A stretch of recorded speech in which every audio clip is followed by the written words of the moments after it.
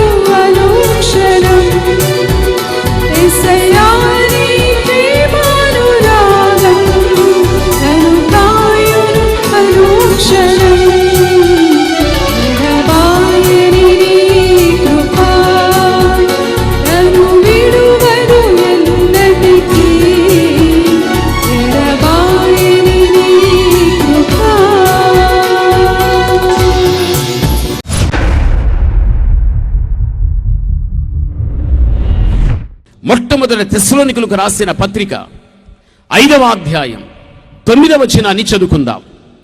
మొదటి తెస్సలోనికలకు రాసిన పత్రిక 5వ అధ్యాయం 9వ వచనాన్ని చదువుకుందాం. ఎందుకనగా మన ప్రభువైన యేసుక్రీస్తు ద్వారా ప్రభు అయినటువంటి యేసుక్రీస్తు ద్వారా రక్షణ పొందటానికే దేవుడు మనల్ని నియమించెను గాని ఉగ్రత పాలకుటకు నియమింపలేదు.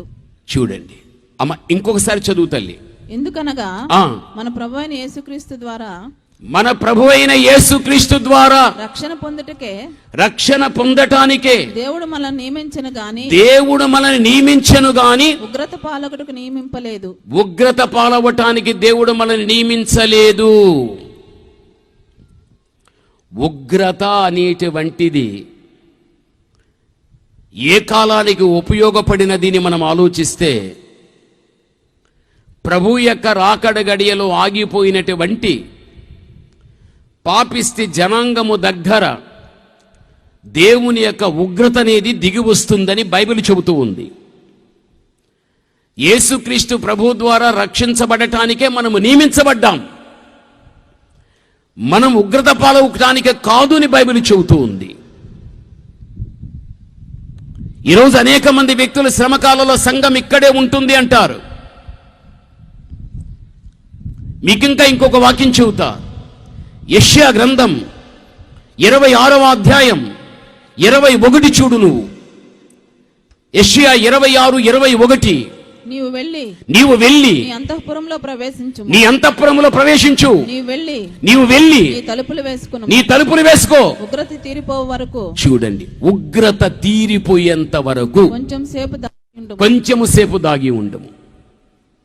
అంతఃపురం పరలోకమే,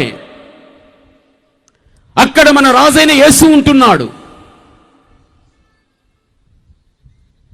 భూమి మీద నుంచి పెండ్లి కుమార్తె ఎత్తబడిన తర్వాత ఇక తలుపులు వేయబడతాయి. ఎత్తబడిన సంఘం మరుగైపోతుంది. పాపిష్టి జనాంగాన్ని కనిపించదు, పాపులు కూడా కనిపించదు. తలుపులు వేయబడుతాయి. ఎంతసేపు? కొద్దిసేపు అంటాడు బైబిల్లో. ఎంతవరకు తెలుసా? ఉగ్రత తీరిపోయేంత వరకు. ప్రభు యొక్క రాకడ గడియలో ఆగిపోయేటువంటి పాపులకు ఉగ్రత ఉంటుంది, కానీ ఉగ్రతను తప్పించుకుని అంతఃపురమన్న పరలోకానికి పెళ్లి కుమార్తె వెళ్ళిపోతుంది. యేసుక్రీస్తు రక్షించడానికే కానీ మనను ఉగ్రత పాలు చేయటానికి కాదని బైబిల్ చెబుతూ ఉంది. బైబిల్లో ఇంకా పరమగీతం 1:7 చూస్తే, ఓ నా ప్రియుడా, మధ్యాహ్న కాలమందు నీ మందను ఏ నీడకు తోలుదువో నాతో కూడా చెప్పు. ప్రియుడు క్రీస్తే, మంద సంఘమే. మందన్న సంఘాన్ని మధ్యాహ్న కాలంలో దేవుడు పెట్టడు. మధ్యాహ్న కాలపు యొక్క తీవ్రమైనటువంటి ఎండ చేత దేహం ఎంత కాలిపోతుందో, ఆ మధ్యాహ్న కాలమే 7 ఏళ్ల శ్రమకాలం. ఆ నీడ అనేదే పరలోకపు యొక్క అంతఃపురం. కాబట్టి ప్రియుడైన యేసుక్రీస్తు మధ్యాహ్న కాలం అనే 7 ఏళ్ల శ్రమకాలాన్ని తప్పించి నీడ అనేటుడు పరలోకానికి తన మందన్న సంఘాన్ని తీసుకుని వెళ్ళిపోతాడు. ఇంకా సంఘం శ్రమకాలంలో ఎక్కడ ఉంటుంది? అస్సలు సంఘాన్ని శ్రమకాలంలో ఉండదు. ఒకవేళ నీవు అలాంటి బోధ విని ఉంటే, ఈరోజు వరకు దాన్నే నమ్మిన కరెక్ట్ అని అనుకుంటే, తప్పు దిద్దుకో. బోధించిన వాడు తప్పు బోధ చేశాడు. నీవు కూడా ఆ బోధ నమ్మి తప్పు చేస్తున్నావన్న విషయం మర్చిపోవద్దు. ప్రభునందు ప్రియమైన వాళ్ళారా, ఒక వ్యక్తి ఒక వివాహం జరుగుతుంది. వివాహం చేసుకున్న తక్షణమే భర్త అయిన వాడు భార్యను కొడుతూ ఉంటాడా? వివాహమైన వెంటనే భర్త అయిన వాడు కట్టి తీసి భార్యను కొడుతూ ఉంటాడా? వివాహమైన వెంటనే భర్త తన ప్రేమనంతా కూడా తన భార్య పట్ల చూపిస్తాడు. వివాహం చేసుకొని కొట్టడానికి కాదు, తిట్టడానికి కాదు, ఇబ్బంది పెట్టడానికి కాదు. నేను వివాహం ఆడిన నా పెండ్లి భార్య నేను ప్రేమించాలి. ప్రకృతి సంబంధమైన భర్తే తన భార్యను అంత సంపూర్ణంగా ప్రేమించేటప్పుడు పరమతండ్రి అయిన దేవాతి దేవుడు తన పెండ్లి కుమార్తె అనేటువంటి మనల్ని ఎందుకు ప్రేమించాడు? శ్రమకాలంలో వదిలిపెట్టాడు. బైబిల్ చెబుతుంది.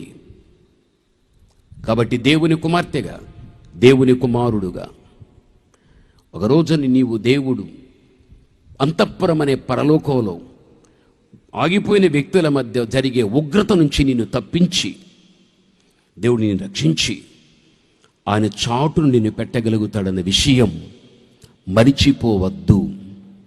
బైబిల్ అదే మనకు చెబుతుంది. ఇక్కడ మనం అర్థం చేసుకోవాలి. మధ్యాకాశములో అక్కడ వివాహం, ఆ తర్వాత విందు, ఆ తర్వాత మనం చూడగలిగితే ఉగ్రత నుంచి తప్పించుకోవడం, తర్వాత 7 ఏళ్ళు అక్కడ పెళ్లి కుమార్తె పెళ్లి కుమారుడు ఒక సంపూర్ణమైనటువంటి నిత్య ఆనందం అనేది అక్కడ ఉండడం జరుగుతుంది. పెళ్లి కుమారుని బట్టి పెళ్లి కుమార్తె, పెళ్లి కుమార్తెను బట్టి పెళ్లి కుమారుడు, వారి సంతోషం అంత సంపూర్ణంగా ఉంటుంది. అయితే విడిచిపెట్టబడిన వ్యక్తుల మధ్యన జరిగే సంఘటన ఎలా ఉంటుందో తెలుసా? అదే మనం పరిశుద్ధ గ్రంథం 2వ తెస్సలోనికులకు రాసిన పత్రిక 2వ అధ్యాయం 4వ వచన భాగములో చూస్తే ఏది దేవుడు అనబడునో, ఏది దేవుడు అని అనబడునో, ఏది పూజింపబడునో, ఏది పూజింపబడునో దానంతటిని ఎదిరించుచు, దానంతటిని ఎదిరించుచు, దానంతటికి పైగా వాడు తన్ను తానే హెచ్చించుకొనుచు, వాడు తన్ను తానే హెచ్చించుకొనుచు, తాను దేవుడునని తన్ను కనపరుచుకుంటూ దేవుని ఆలయంలో కూర్చుండును. దేవుని ఆలయములో కూర్చుండును. గనుక చాలు తల్లి, ఈ వాక్యాన్ని బట్టి చూడగలిగితే పెళ్లి కుమార్తె భూమి మీద నుంచి వెళ్ళిపోయిన తర్వాత, పరిశుద్ధాత్ముడు వెళ్ళిపోయిన తర్వాత, అప్పుడు ప్రపంచాన్ని ఎంత ఆగిపోయిన వారి మధ్యన బట్టబయలవుతాడు వాడు. ఇంతకాలము క్రియలు జరుగుతూ రాగలిగాయి, నియంత క్రియలన్నిటికీ మూలమైన వాడు వీడా? నియంత లోకానికి ప్రత్యక్షమైనప్పుడు విడువబడిన వారి దగ్గర వాని మొట్టమొదటి ఆలోచన ఏమిటంటే దేవుడు నేను. అప్పటి వరకు ఏది దేవుడు అని అనబడుచుండెనో ఆ యేసుక్రీస్తు దేవుడు కాదు, ఆయన మెస్సియా కాదు. ఆ మెస్సియా నేనే, ఆ యేసు నేనే. ప్రపంచమంతా కూడా దేవుడు అని కొనియాడేటువంటి ఆ దేవుణ్ణి దేవునిగా కాకుండా ఆయన స్థానానికి వచ్చి నేనే దేవుడునని అనేకుల దగ్గర వీడు పూజ్యనీయుడైపోతాడు, వీడు కొనియాడబడ్డమన్నది జరిగిపోతుంది. ఈ రోజుల్లో నువ్వు చూడు, ఒక మనిషి మీద వేల మంది అభిమానాన్ని పెంచుకుంటారు, ఒక మనిషి మీద ప్రేమ మమకారాన్ని పెంచుకుంటారు. ఎవని మీద ప్రేమ మమకారాన్ని పెంచుకుంటారో అలాంటి వాడే వస్తే వందలాది వేలాది మంది ఆ వ్యక్తి దగ్గరికి వెళుతున్నారు అంటే, అయ్యా నువ్వు దేవుడవయ్యా, నువ్వు మాకు దైవమయ్యా. సాటి మనిషిని, సాటి మనుష్యులే ఆ వ్యక్తి మీద ఉన్న ప్రేమను బట్టి నువ్వు దేవుడవయ్యా అని అంటున్నారు అంటే ఇంకా నియంతని ఇంకెంత అంటారో నువ్వు ఆలోచించుకో. ఇవన్నీ కూడా వాటి ఛాయలు, ఇవన్నీ మన కళ్ళ ముందు ఈ తరములో చూస్తున్నాం. ప్రభునందు ప్రియమైన వాళ్ళారా, ఆ రోజు నియంత అంతగా ప్రేమింపబడి తానే దైవంగా ప్రకటించుకొని అందరి చేత కూడా కొనియాడబడే పరిస్థితి వస్తుంది. ఇలా జరుగుచూ ఉండే కాలములో వీడు ఎక్కడ కూర్చుంటాడని బైబిల్ ఉంది, ఆలయములో కూర్చుంటాడు. ప్రపంచ నియంత ఆలయములో కూర్చుంటాడు. వాడు ఏ ఆలయములో కూర్చుంటాడని బైబిల్లో చూస్తే గాన బైబిల్ చెబుతుంది, నాశనకరమైన హేయ వస్తువు పరిశుద్ధ స్థలములో పెట్టబడినప్పుడు చదువువాడు గ్రహించుగాక అని మత్తయి సువార్త 24వ అధ్యాయం 15వ వచన భాగములో మనకు కనపరచబడుచు ఉంటున్నది. కాబట్టి ఈ వాక్యాన్ని బట్టి చూస్తే నాశనకరమైన హేయ వస్తువు ప్రపంచనీయంత. పరిశుద్ధ స్థలము ఏది అంటే యెరూషలేము దేవాలయం. వీడు యెరూషలేము దేవాలయములో ప్రపంచ నియంత తన విగ్రహాన్ని తయారు చేసి ఆ ప్రతిమను తీసుకువెళ్ళి యెరూషలేము దేవాలయములో పెట్టగలుగుతాడు. ప్రభు యొక్క రాకడలో ఇశ్రాయేలు ఎత్తబడి ఇక్కడే ఉంటారు. ఎందుకు అంటే ఈ రోజు వరకు వారు యేసు ప్రభు నమ్మలేదు. ఆ ఒక్క కారణాన్ని బట్టి వారు ఆగిపోవడం జరుగుతుంది. ఆగిపోయిన కాలంలో నియంతే ఒక పాలకుడై నియంతే దేవుడుగా కనపరుచుకుని అందరి చేత పూజింపబడే పరిస్థితులవి. ఇది ముందున్న రోజుల్లో జరుగుతుంది. ప్రపంచానికి నట్టి నడిబొడ్డుగా ఉన్నటువంటి దేవుని యొక్క పరిశుద్ధ పట్టణమైనటువంటి యెరూషలేములో ఆలయం అనేది ఎప్పుడైతే నిర్మింపబడగలుగుతుందో అప్పుడు నియంత వాని ప్రతిమను తయారు చేసి ఆలయములో పెట్టించుకుని అక్కడ 4 దిక్కులు చెదిరి ఉన్న భక్తాదులు ఎవరైతే రాగలుగుతారో వారందరికీ ఒక దైవంగా వాడు అక్కడ ప్రకటించుకోగలుగుతాడు. ఇశ్రాయేలులు దానికి ఒప్పుకోరు. నియంతకు అప్పుడు వ్యతిరేకం కావడం జరుగుతుంది. ప్రతిమను పెట్టవద్దు, తీసేయ్. అప్పుడు నియంత ద్వారా అతనికి రాజుల బలం, సాతాను బలం, వారి అధికారాలు పూర్తిగా నియంత పొందుకుంటాడు. రాజ్యాలను పాలించే రాజులందరూ ఒకటై వానికి ఇచ్చేస్తారు వారి యొక్క బలమంతా. చివరికి సాతానుడు కూడా వాని అధికారం, వాని బలమంతా ఇచ్చేస్తాడు నియంతకు. వాటి ఆధారాన్ని సంపూర్ణంగా పొందుకొని ఇశ్రాయేలును పెడతాడంటే బాధలు అంత భయంకరమైన బాధలు పెడతాడు. వాని బాధలు తట్టుకోలేక ఇశ్రాయేలుల యొక్క ప్రజలు వారు నివసించటానికి కట్టుకున్న గృహాలు విడిచిపెట్టి పర్వతాలకు చెదిరిపోయి అక్కడ వారు దాగుకోవడం అన్నది జరగగలుగుతుంది. బైబిల్ ఏమంటున్నది? నాశనకరమైన హేయ వస్తువు పరిశుద్ధ స్థలములో పెట్టబడినప్పుడు చదువువాడు గ్రహించుగాక. వీరు పర్వతాలకు వెళ్ళిపోయిన తర్వాత ఆ శ్రమలకు తట్టుకోలేక వారు క్రొత్త నిబంధన పుస్తకం వారు చదువుతారు. ఇప్పుడు చదువుతున్నారు, బోధింపబడుతున్నారు, గ్రహింపు మాత్రము రాలేదు. వారి యొక్క మనోనేత్రాలు గ్రుడ్డితనమైపోయాయి సత్యం తెలుసుకోవడంలో. అయితే శ్రమకాలంలో ఎప్పుడు వారి గ్రంథాన్ని చదవడం జరుగుతుందో మత్తయి సువార్త 1వ అధ్యాయం 1వ వచనాన్ని వారు చదువుతారు.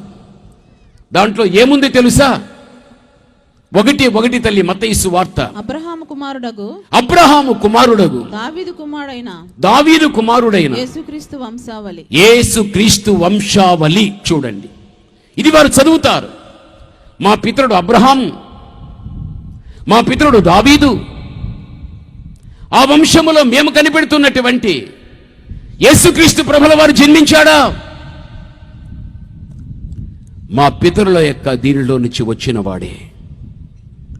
అబ్రహామైనా దావీదైనా దావీదు వంశములో వారు కనిపెట్టుచున్నటువంటి మెస్సియా పుట్టాడని, ఆ పుట్టిన మెస్సియాను తమ స్వకీయులే సిలువకు అప్పగించగలిగారని, ఆయన మరణానికి మేమే మూలమని, అప్పుడు వారు మార్పు చెంది వారి ఇశ్రాయేలు ప్రజలందరూ కూడా యెషయా ప్రవచించిన రీతిగా ఒకనాటి ప్రసవ వేదన ఒక జనమును కనున,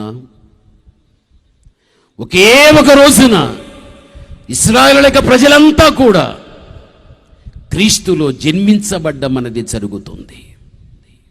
అందుకే ఇక్కడ ఒకనాటి ప్రసవ వేదన, ఒక జన్మ, ఆ యొక్క ప్రసవించే విధానం కానీ ఒకే ఒక ప్రసవం ద్వారా ఒక జనం అనేది రావడం యెషయా ప్రవచించగలిగాడు. క్రీస్తులో ఇశ్రాయేలు యొక్క జనం జన్మించగలిగాది. ప్రభునందు ప్రియమైనటువంటి వాళ్ళారు, ఈ ప్రాఫెసీ ముందున్న రోజుల్లో నెరవేర్పులోనికి రాగలుగుతుంది. ఇశ్రాయేలు అందరూ కూడా మార్పు చెందిపోతారు. ప్రభుని నమ్ముకోవడం జరిగిపోతుంది. దేవుని యొక్క వాక్యాన్ని బట్టి చూడగలిగితే వారు ఎప్పుడైతే ప్రభువును నమ్ముకోవడం జరుగుతుందో వారిలాగా ఆగిపోయినటువంటి చాలామంది వ్యక్తులు ప్రభువుని నమ్ముకొని జీవించే పరిస్థితులు ఉంటాయి నియంత కాలములో. ఈ రోజుల్లో కూడా చూడుండు, ప్రభువుని నమ్మాం, ఆలయానికి వెళుతున్నాం, గ్రంథాన్ని పట్టుకున్నాం, ప్రభు బిడ్డలుగా బ్రతుకుతున్నాం. ఎన్ని అభ్యంతరాలు, ఎన్ని ఆటంకాలు మనకు వస్తున్నాయో. ఇప్పుడే ఇవిలా ఉన్నాయి అంటే 7 ఏళ్ల శ్రమకాలములో ఇశ్రాయేలులు ప్రభువును తెలుసుకుని ఆగిపోయిన వారిలో కూడా ఎంతోమంది మార్పు చెంది వాళ్ళు ప్రభువుని నమ్ముకుని వెంబడించేటప్పుడు ఈ రోజుల్లోనే క్రైస్తవ సమాజానికి ఇన్ని ఇబ్బందులు వస్తే 7 ఏళ్ల శ్రమకాలములో నియంత ద్వారా ఇంకెన్నో వస్తాయో ఒక్కసారి మీరు ఆలోచించుకోండి. దానికి వాక్యం ఏం చెబుతుందో తెలుసా? ప్రకటన గ్రంథం 20వ అధ్యాయం 4వ వచనాన్ని చదువుకుందాం. ప్రకటన 24 చదువుకుందాం. అంతటా సింహాసనములను చూచి తిని వాటి మీద ఆసీనుడై ఉండవారికి విమర్శ చేయుటకు అధికారం ఇవ్వబడెను. చూడండి, విమర్శన చేయటానికి అధికారం ఇవ్వబడెను. మరియు క్రూర మృగమునకైనను దాని ప్రతిమకైనను నమస్కారము చేయక నొసలయందు కాని చేతుల యందు కాని ముద్ర వేయించుకొనని వారిని యేసుక్రీస్తు విషయమై తామిచ్చిన సాక్ష్యం విషయమై దేవుని వాక్య నిమిత్తం శిరచ్ఛేదనం చేయబడిన వారి ఆత్మలను చూచి తిని. చూడండి, శిరచ్ఛేదం చేయబడిన వారి ఆత్మలను చూచి తిని. ఇది 7 ఏళ్ల శ్రమకాలములో ఇశ్రాయేలీయులు ప్రభువుని నమ్ముకున్న తర్వాత ఇంకా ఆగిపోయినటువంటి వారు పరివర్తన చెంది ప్రభువు కోసం జీవించడం అనేది జరిగినప్పుడు చాలామంది నియంత నేనే దేవుడని వాడు ప్రకటించుకున్న వారి ప్రకటనకు విధేయత కలిగిన వారు ఎవరైతే ఉంటున్నారో వారు వారిని కొనియాడగలిగిరి. కానీ అయితే వారిని కొనియాడకుండా క్రీస్తు నిమిత్తం, వాక్య నిమిత్తం, తామిచ్చేటువంటి సాక్ష్యాల నిమిత్తం ఎవరైతే ఉంటున్నారో అలాంటి వారిని వాడు కనుగొని వారి తలలంతా కూడా తీసేస్తాడు. వారందరినీ శిరచ్ఛేదం చేయగలుగుతాడు. బైబిల్ మనకు చెబుతూ ఉంది. భవిష్యత్తులో జరగబోయే విషయాలు నీ తరములో ఇప్పుడే నువ్వు చూస్తూ ఉన్నావు. ఇది ప్రారంభం. ఇక ముందున్న కాలంలో పరిపూర్ణమవుతుంది. ప్రభునందు ప్రియమైనటువంటి వాళ్ళారు, దేవుని బిడలైన మనం ప్రభు యొక్క రాకడ గడియలో ఆగిపోయే పరిస్థితుల్లో ఉంటే ఎందుకురా నేను ఆగిపోతిని అనే ఆ మాట బాధను బట్టి ఆ మాట అనకుండా ఉండాలి అంటే ఆయన రాకడలో నువ్వు ఎత్తబడాలి. నువ్వు ఎత్తబడాలి అంటే తప్పనిసరిగా నీవు ఆయనకు ఒక మంచి పెళ్లి కుమార్తెగా, ఒక మంచి పెళ్లి భార్యగా, పరిశుద్ధతని ఒక అలంకారంగా ధరించుకున్న వ్యక్తివైతే వీటన్నిటిని కూడా నువ్వు తప్పించుకొని వెళ్ళిపోవడం జరుగుతుంది.